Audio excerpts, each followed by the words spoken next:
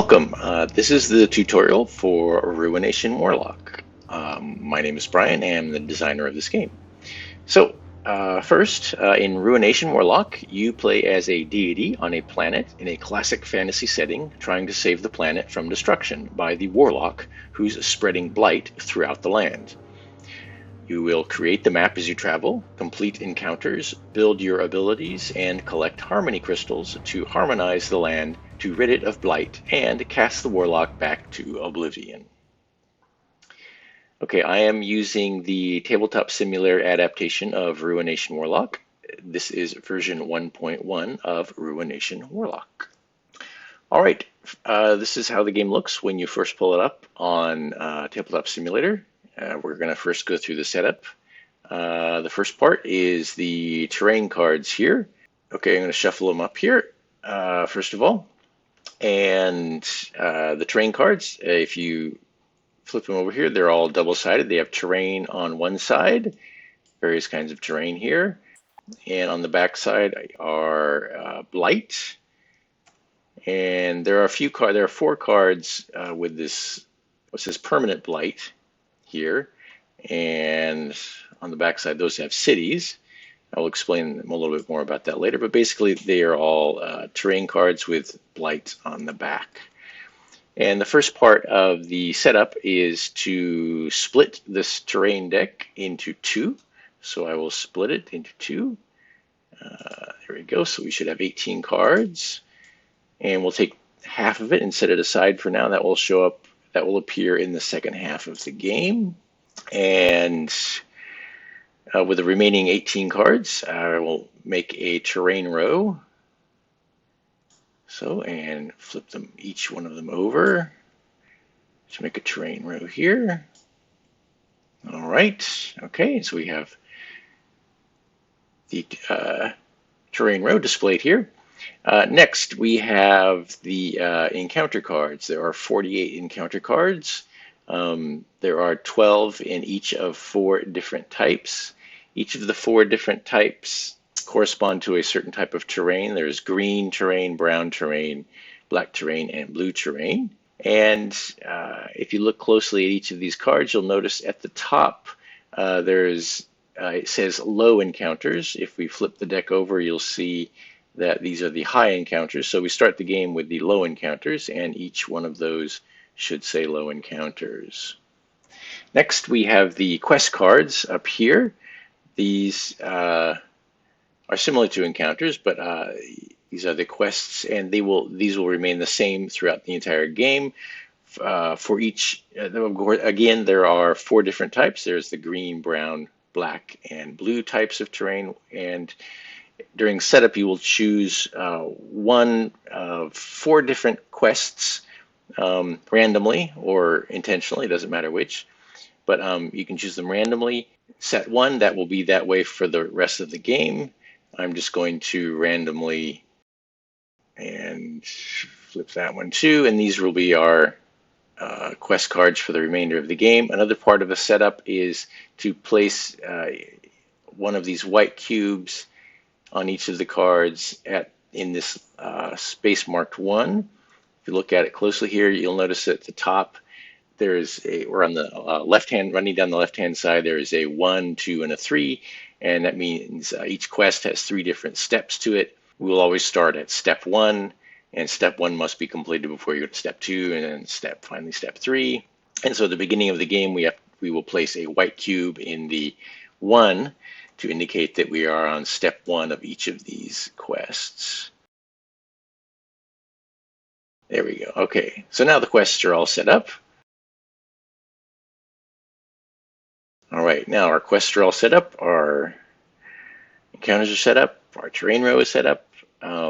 Next, yes, we have the harmony crystals. Okay, there are 5 different types of harmony crystals.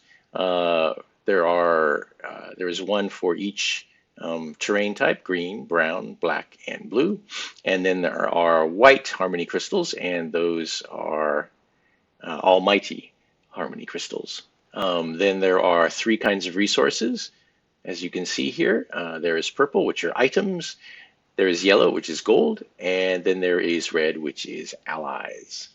All right, and then we also have a pawn down here, which we will be using to move around the map. And lastly, we will create the character.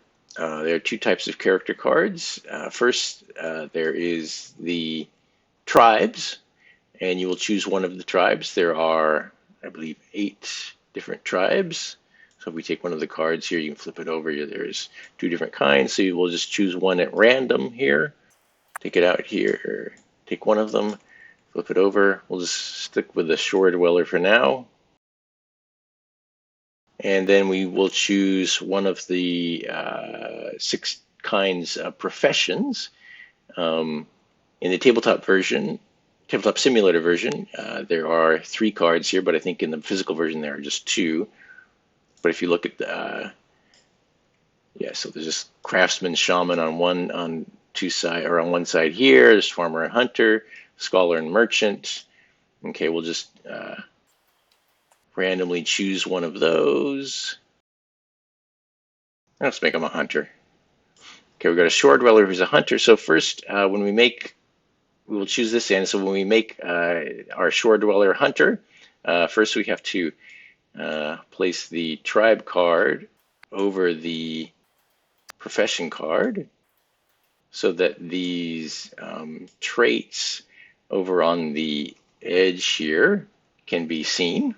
It's kind of hard to see it now, but when you look closely here, you can see, here, let me close in. You can see the shore dweller is now a hunter, and he has each of these highlighted attribute or abilities are their starting abilities. So let's go over the abilities, character abilities. The star is magic. This is intuition. This is persuasion. This is agility. This is combat, and this is knowledge. Okay, so the starting stats for our character, they have 1 magic, 1 persuasion, and 1 combat. They also have a tribe bonus here, which I will explain more fully later, but it's a +1, and it can be used anytime they are on this type of terrain, which is a sea terrain. Okay, so that's abilities. And next, the objective. The objective in this game is to harmonize the blighted terrain before too much of the land becomes blighted. Before we begin the game, I'm going to step out here and we're going to look at the kinds of terrain there is. Here, I will take the extra set of cards here.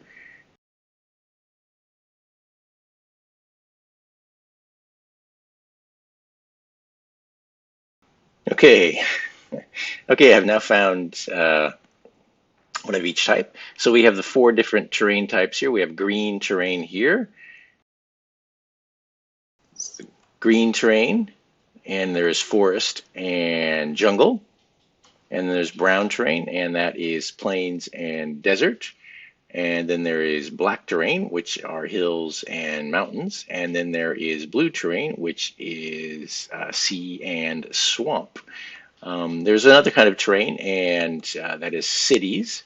There is, in the deck, there is 1 city card for each color type of terrain. And the city terrain can be differentiated by the city icon up in the top right. The blight on the back of cities is also different. It is permanent blight, and I will explain that a little bit later. But that is the makeup of the different kinds of terrain used in the game. The next part of my explanation is about the how to make the map. You will be building a map, and as we build the map, we'll be placing terrain cards out into the map area here. They can be placed in, the map can be expanded in any direction you like, but there is only, each new card must be placed in one of 6 locations around, next to adjacent cards. So if you look closely, you'll notice that each card has a line along the vertical edge on both sides.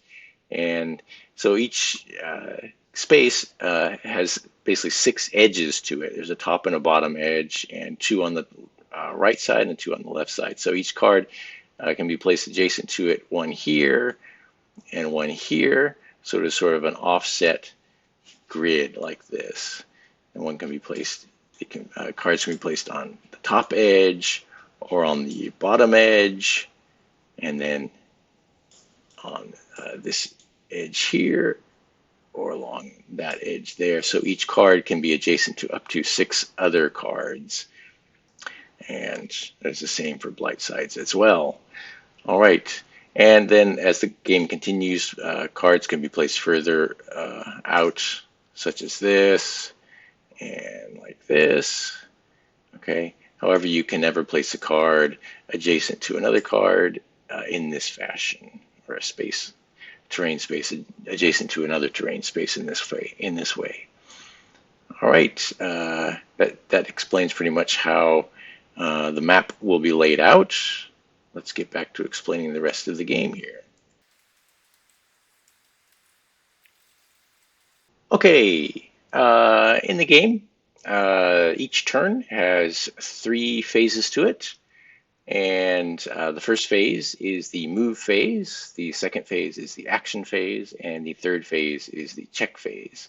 During the game, you will take turns, and each turn you go through each 3 of those phases in that order, and continue to play until the one of the game end conditions has been met.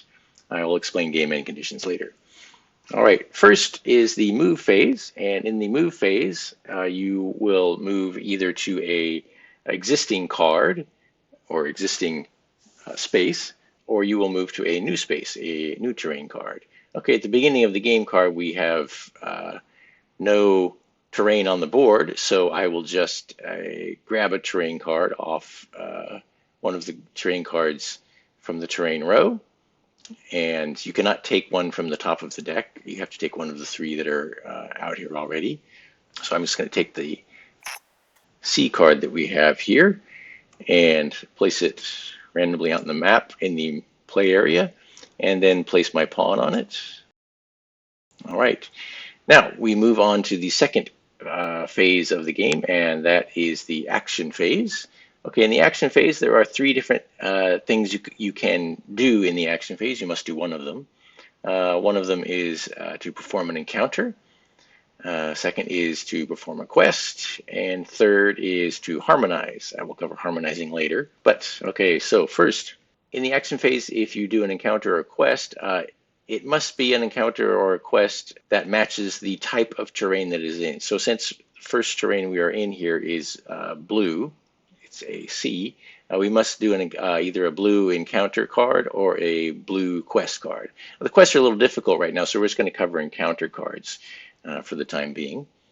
So let's look at the top blue encounter card that we have here and see how this works. All right, let's look at the anatomy of an encounter card. We'll take this first one here since we're going to have to do it anyway. If you look at an encounter card here, there are two sectors to it, or there are 2 sections to it. There is a top and a bottom here. The top is called a resource encounter, and the bottom is called an ability encounter. And you will attempt to pass one of these encounters. So to pass an encounter, well, we match up the abilities that we have to the abilities that are on, or the ability requirements for each of the 2 different encounters. So if we look at the resource encounter, we would need 1 agility in order to gain 1 ally. Now we don't have any agility, as you can see here.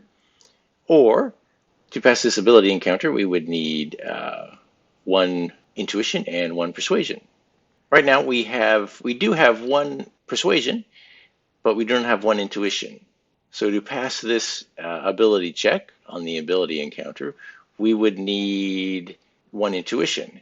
If we look back at the kind of terrain that we're on, let's see here, we're on sea terrain. We look at our shore dweller here. Our shore dweller gains a +1 when in sea terrain. This means that the shore dweller can add 1 to any attribute temporarily during ability check. And in this case, I will add 1 to intuition. So then I have 1 intuition and 1 persuasion, and then I can pass this ability check.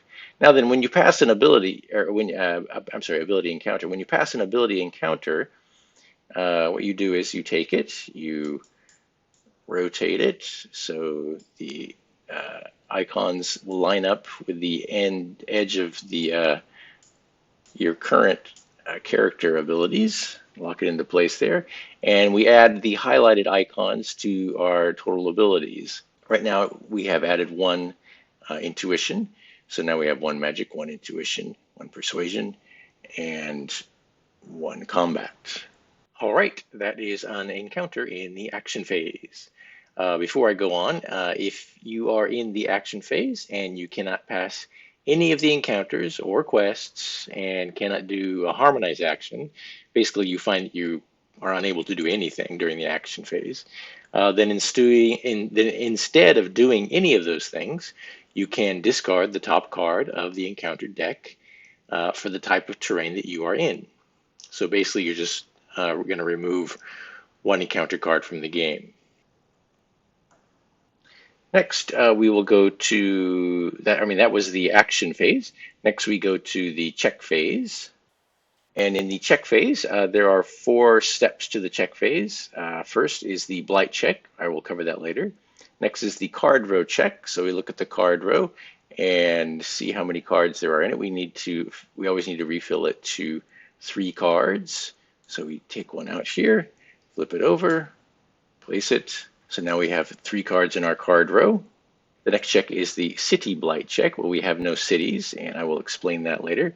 And lastly is the end game check, and again, I will explain that later. Next, okay, we will start a new turn. The first part of a new turn is to move. Now then, in the move phase, you must always move at least 1 space. You can move up to 3 spaces or 3 cards, and I will explain more about that later. But now in this case, since we only have 1 card out there, it means we have to move to a new card. We cannot move to an existing card. We'll move to a new card, and so we can choose any of these at random here. I'm going to choose one of these swamp cards, and I can place it pretty much anywhere I like, since we're just starting to build out the map. That looks good enough there. Lock it into place. And then I move the pawn to the new space. Okay. Next is the encounter phase. Now, again, as I told you before, the encounter must be on with a encounter card or a quest card that matches the type of terrain. It is blue terrain, so I have to go to a blue encounter card. So let's grab that top encounter card, place it here, and see how, and let's look at a different kind of encounter. All right, here, we have the resource encounter and we have an ability encounter. For the resource encounter, we would need 1 persuasion, and that would give us 1 ally if we pass it. So we do have 1 persuasion, so we could get 1 ally. Well, let's look at the ability. Let's look at the ability encounter. We would need 1 agility and we would need 1 combat. Well, we have 1 combat, but we do not have 1 agility. And also, we cannot use our modifier for our type of tribe since we are in a swamp. Even though it's blue, it doesn't matter, but we're in the swamp, if you remember from the card where our pawn is on. So we cannot use that modifier. However, we do have persuasion, so we can gain an ally. So we have 1 persuasion. This means we gain an ally. So what does that mean? Let's look back here. It means we gain 1 of these red cubes. We can put it on our card, and we now have an ally. What does an ally do for us? Well, on subsequent turns, when we perform an ability check, each ally cube can be used to add 1 to either combat or knowledge. Of course, the same works for gold. Gold can add 1 to either persuasion or agility, and items can add 1 to either magic or intuition. On a future encounter, we can add 1 to either combat or knowledge using this 1 cube. And of course, you can use multiple cubes, however many cubes as you want, during an encounter to add to each of these abilities. So, all right. Now then, we've completed that encounter, that resource encounter. And so when I finish a resource encounter, it does not attach to here since it is a temporary addition. And so we are going to place that off to the side here. I'll place it over here. We're going to need to keep track of those though for later on in the game. So next we'll go through our checks. Again, first check is blight check. We don't have any blight. Second check is the card row check. So we refill the card row. Add a new card here. And city blights check. We don't have any of that. And lastly, we have the end game check. And of course, I will explain that again later. So next, we start a new turn. The first phase is the move phase. So in this phase, we will, this time, just to illustrate what moving to a existing card, that procedure is, I'm going to move, instead of moving to a new card, I'm going to move to an existing card. So I'm going to move my pawn back over here to this C. And then whenever we move to a card that already exists on the board, we must place one of the extra cubes that we have, and I always use a white cube. We must place a cube on that card. That indicates that we have visited this card a second time. Now, each card can only be stopped on or visited. Space can only be visited 2 times. You can move through spaces, but anytime you stop on a space and perform an encounter or quest, then that counts as the second time you've moved to that location, and you must place a cube on that, which will be part of the blight check later. Cities are the exception to this. Cities can be visited any number of times, and they turn to blight during the city blight check. All right, so first we've done that. We've moved to the blue C space, and so again we must do a blue encounter. We could do a blue quest. Let's look at the quests here, and you can see what that entails. So the quests here, as you can see, there are, like I explained before, there are 3 steps to each quest, and as you complete each step, you move the white cube down to the next step.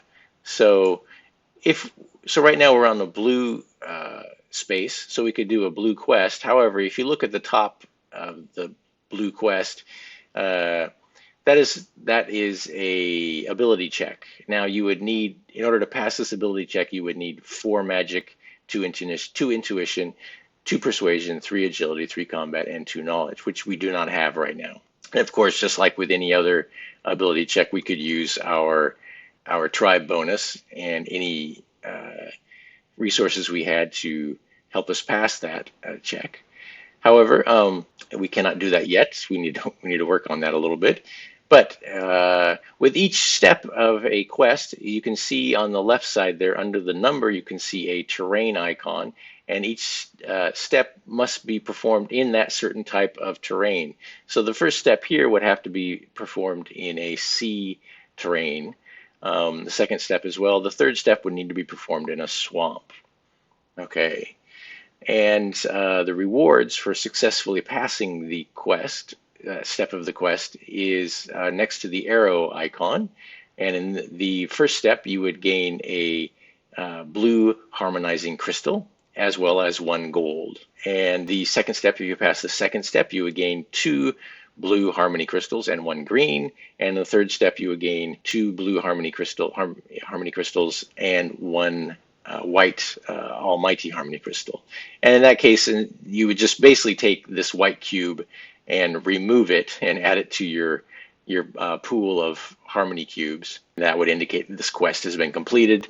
Once any quest, all 3 steps of a quest have been completed, no further steps can be done, and there are no new quests. You only get 1 quest per game for each of the 4 different types of terrain.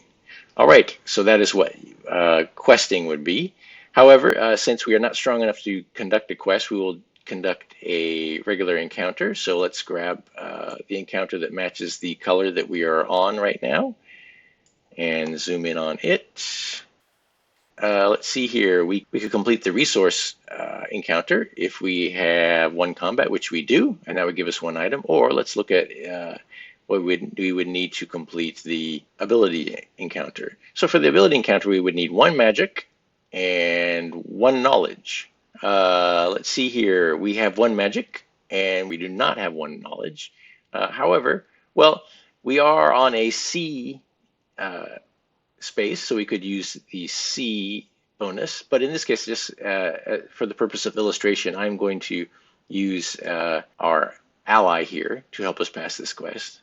To gain that one knowledge, I would spend one my one ally, move it back here, spend it, then like we did before, spin it, rotate it, place it up here next to the previously placed cards, and now I have added one knowledge to my ability. So I've got one in everything except agility. All right, that is the end of the action phase.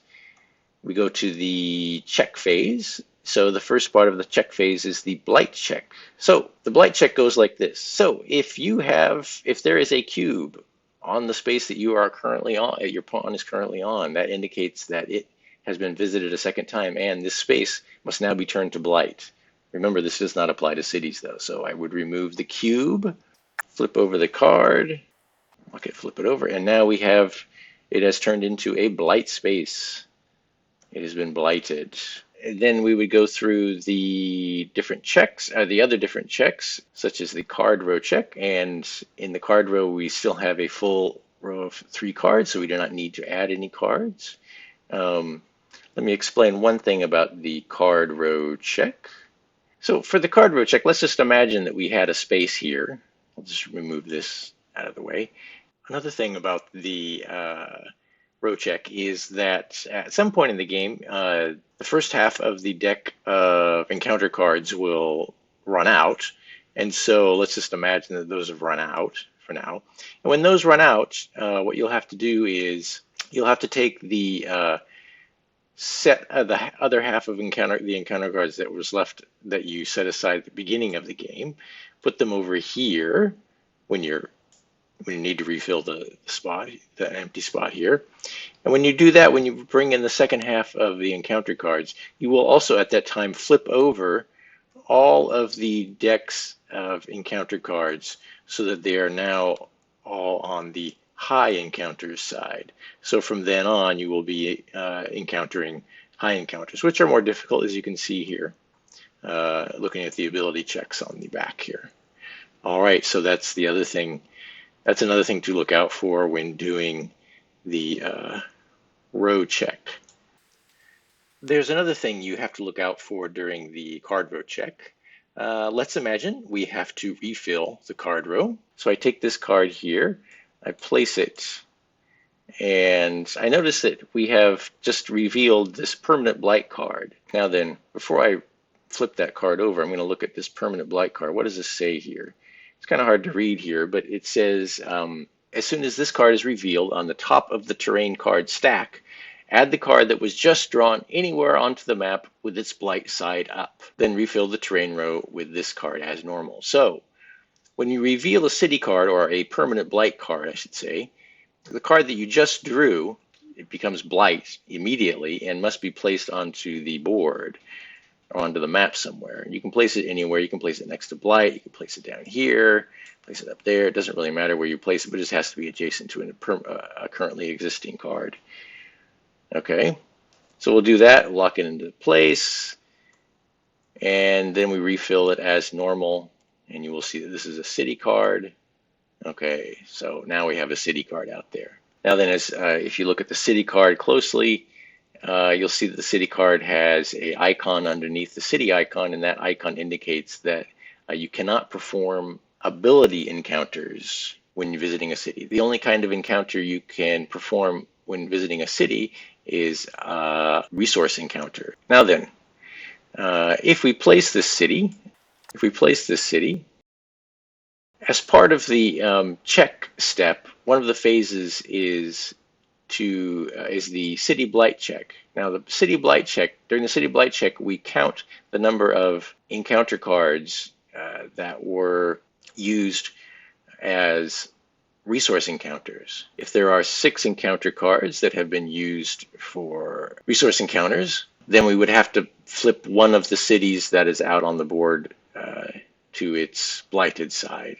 If there were 12 or more, then we would need to flip a second city to its blighted side. And if there were 18 or more, we would need to flip a third city to its blighted side. There can never be more than 3 cities turned to their blighted side. Okay, I think I've explained pretty much the basic rules of the game. I will now step ahead and build out a map so you can see how the end of the game and game check works. All right, we'll come back in a minute. Okay, here we have a new map. And as you can see, our pawn is here. We have some blight spaces out there and whatnot. Okay, so first of all, let me explain a little bit more about movement. And so, like I said, we can move up to 3 spaces. So I can move from here to 1, 2, 3, all the way over to here. Couldn't get there. That's 4 spaces away. I can move to here on my movement, and that would, to move to a new space, or I move to an existing space, or I can move to a new space by like moving here, and flipping over a new card, or placing a new card. Or I can move 1, 2, or to there. I can go 1, 2, 3, and place a new card there if I wanted to, as long as it's within 3 spaces of the space you're currently on. Let's say, for example, though, I wanted to move to this card. The only way I could get there would be by moving through blight spaces. So 1, 2, 3. The thing is that when you move through a blight space, you must pay one of the harmony crystals that are in your supply that you have obtained to go through each one. So if I want to move through 2 here, I have to spend 2 harmony crystals of any kind and just return them to the main supply. I would lose them. So it's kind of a wasteful way to move. So you don't want to get blight spaces in the way of other spaces you might find useful later on. One of the actions that is available to you in the action phase is to harmonize. Now, harmonizing is one of the ways to complete the game, or I should say fully harmonizing is one of the ways to complete the game. Now then, to harmonize, so let's say on my turn, I move here, and I do not need to place a white cube here, even though it's an existing space, because once it's blight, it always stays blight. You cannot turn back to normal, and you don't need to keep track of that any longer. So when we move to a blight space, I must perform a harmonize action. If I cannot perform a harmonizing action, or if I do not want to perform a harmonize action, I still must spend 1 harmony crystal. Again, that would be a wasteful move. There's no point in moving to a blight space unless you're going to harmonize it. So to harmonize. So harmonizing means what we're going to do is we're going to match the blight space to the surrounding spaces. Okay, and what does that mean here? So I have different colors of harmony crystals that I have obtained. So to harmonize one of the sides with another side, I would place a cube of the color that matches that side. So in this case, I am next to a blue card, so I would place a blue harmony crystal here, and so this side has been harmonized. And when you harmonize, you can harmonize with as many crystals as you want to all at once. So I've got another blue one up here, so I take another blue, place it here to harmonize that side. Let's see, I've got a blight space here, so I will talk about that later. For now, though, I'm just going to place a brown cube there. Okay, black here, take a black cube, green for this one, and then black again for this one. Okay, so now, look, all the spaces are harmonized. You could call this fully harmonized. All right, generally this would be fully harmonized if this space were still a city space, then it would be fully harmonized since it's brown. I have fully harmonized each of the sides of this blight space. Okay, so that would be fully harmonized. However, this space is already a blight space, so it is not yet fully harmonized. So what I would need to do is I would need to come here and harmonize this space by placing a cube here that matched the cube that was already on this space. Now I could have done that in a previous turn, or I can do it in a subsequent turn. But until then, this space is not fully harmonized. So maybe on a following turn I would move here, and I could place the brown one there, or I could use the Almighty cube and place it here so it matches it. Almighty, of course, as the name implies, Almighty will match any color cube or any color terrain.